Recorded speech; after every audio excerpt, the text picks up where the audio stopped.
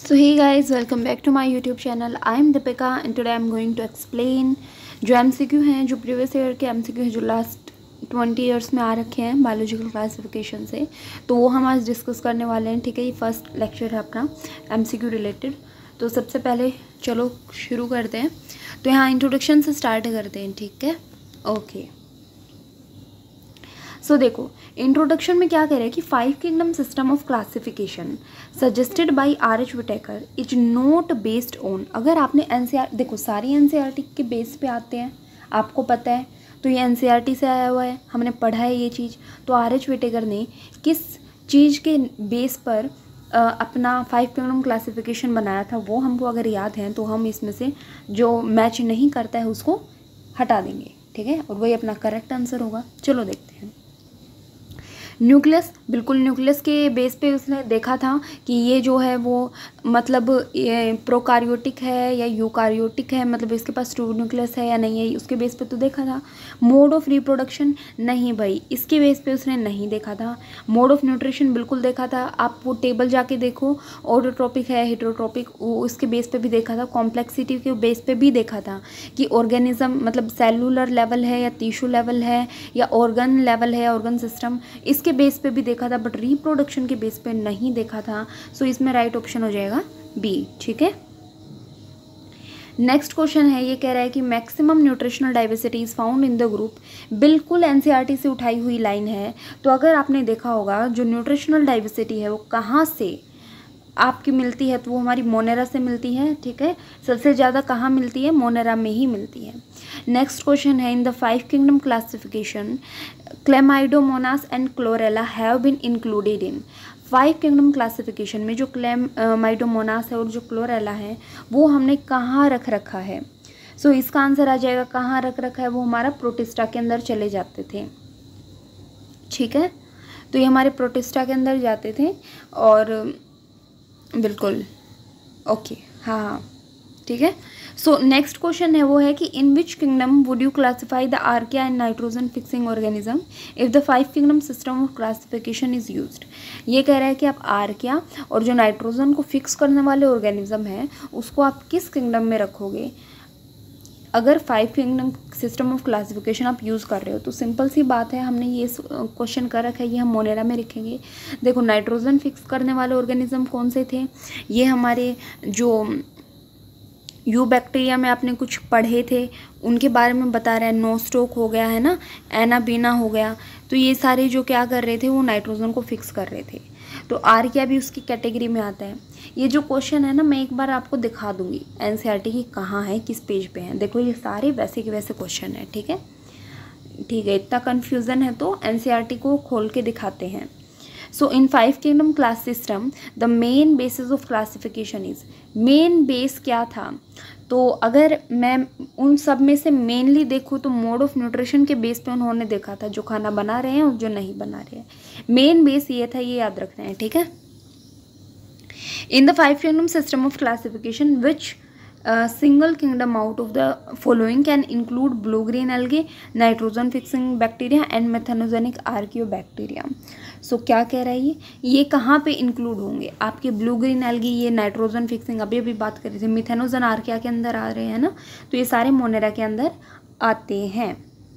जो blue green algae थी are included in which group, तो बार बार वही क्वेश्चन आ रहे हैं। तो विच ग्रुप, यहाँ पे ब्रायोफाइटाई नहीं होंगे, प्रोटिस्टा नहीं होंगे, फंजाई नहीं होगा, प्रोकारियोट्स एक ही थे, कौन से थे, मोनेरा, है ना। तो राइट ऑप्शन क्या हो जाएगा, बी आ जाएगा। ये कह रहा है कि an important criteria for modern day classification is. जो इम्पोर्टेंट क्राइटेरिया है आज के दिन मॉडर्न डे क्लासिफिकेशन, वो क्या है। सो रिजेम्बलेंस इन मॉर्फोलॉजी, देखो ये तो नहीं हो सकता है कि भाई बाहर की चीज़ें मिल रही हैं, जैसे इसका हाथ है उसका भी हाथ है, इस तरीके से नहीं होगा। हम एनाटॉमिकल और फिजियोलॉजिकल ट्रेट्स देखते हैं, मतलब उसके अंदर बॉडी किस तरीके का प्रोसेस कर रहा है। मॉर्फोलॉजी होता है बाहर के कैरेक्टर्स को देख के आप सिंप्लीफाई करो। एनाटॉमी होता है कि जो इंटरनल ऑर्गन्स हैं उनके कैरेक्टर्स को देख के, उनकी चीज़ों को देख के, ठीक है, फिजियोलॉजिकल तरीक़ों को देख के आप उस चीज़ का क्लासिफिकेशन करो। That is the anatomical and physiological traits. ठीक है, तो आप आज के दिन क्या कर रहे हो, आप एनाटॉमिकल और फिजियोलॉजिकल ट्रेट ही देख रहे हो, राइट। ओके, नेक्स्ट है आप किंगडम मोनेरा से करोगे, इंट्रोडक्शन पार्ट वहीं तक था। तो देखो मोनेरा से क्या है, मैच करना है आपको फॉलोइंग। मैंने बोला था ना कि मैच द फॉलोइंग्स में आ जाते हैं। तो हेलोफिल्स, हेलोफिल्स क्या होते हैं, साल्टी एरिया में मिलते हैं। थर्मो एसिडोफिल्स, थर्मो एसिडोफिल्स क्या होते हैं, ये हमारे हॉट स्प्रिंग्स में मिलते हैं। मिथेनोजेंस, मिथेनोजेंस होते हैं गट्स ऑफ रोमिनेंट्स और साइनोबैक्टीरिया एक्वेटिक एनवायरनमेंट में मिलते हैं। तो ए का है फोर्थ,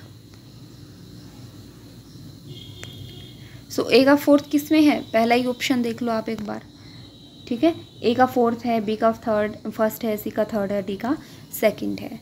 तो आपको इस तरीके से चूज करना है, डी का है सेकंड, बिल्कुल। फिर कह रहा है कि which of the following are found in extreme saline condition, फिर से वही चीज़, सलाइन कंडीशन में कौन सी चीज़ मिलती है, यू बैक्टीरिया मिलते हैं क्या, नहीं ये तो स्टेगनेंट वाटर में मिलते हैं, है ना। साइनोबैक्टीरिया भाई ये तो इसी के अंदर आ जाएंगे। माइकोबैक्टीरिया नहीं ऐसा कुछ नहीं मिलता है। आर्किया बैक्टीरिया जो है उसमें हेलोफिल्स नाम की जो चीज़ थी वो हमारी सलाइन कंडीशन में मिलती है। सो 10 का हो जाएगा डी।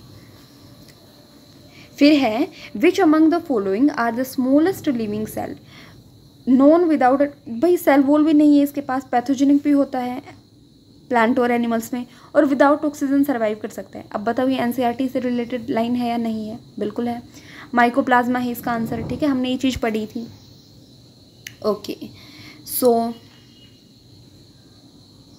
12 का which of the following components provide sticky character to the bacterial cell, bacterial cell पे जो स्टिकी करेक्टर प्रोवाइड करते हैं ना, मतलब चिपक जाने का काम जो प्रोवाइड करते हैं, तो वो कौन से करते हैं। तो देखो ये थोड़ा सा क्या है ना, ये मैंने बोला था कि एनसीईआरटी लिंक होके आती है। अब यहाँ पे बैक्टीरिया की सेल अगर के बारे में इतना पढ़ा नहीं है, लेकिन ये हम ज़रूर पढ़ेंगे। तो जो स्टिकनेस का काम करता है वो न्यूक्लियर मेम्ब्रेन तो बिल्कुल नहीं करती है, तो अंदर होती है ना, वो थोड़ी ना करेगी। प्लाज्मा मेम्ब्रेन नहीं करती है, सेल वॉल नहीं करती है। बैक्टीरिया की पूछ रखी, तो बैक्टीरिया के बाहर क्या होता है, प्लाज्मा मेम्ब्रेन के बाहर सेल वॉल होती है, उसके बाहर एक और लेयर होती है जिसको ग्लाइकोकैलिक्स बोलते हैं, ये स्टिकनेस का काम करती है, ठीक है। ये भी अलग अलग टाइप की होती है, जैसे कुछ लूज है तो स्लाइम लेयर बोलते हैं, इस तरीके से टाइट है तो कैप्सूल टाइप। तो ये आप पढ़ोगे, आगे पढ़ोगे, चिंता मत करो, अभी बस याद रखो। डीएनए रेप्लिकेशन इन bacteria occurs, DNA replication bacteria में किस तरीके से होता है, विदाउट न्यूक्लियोलस, ठीक है, ऐसा कुछ नहीं है।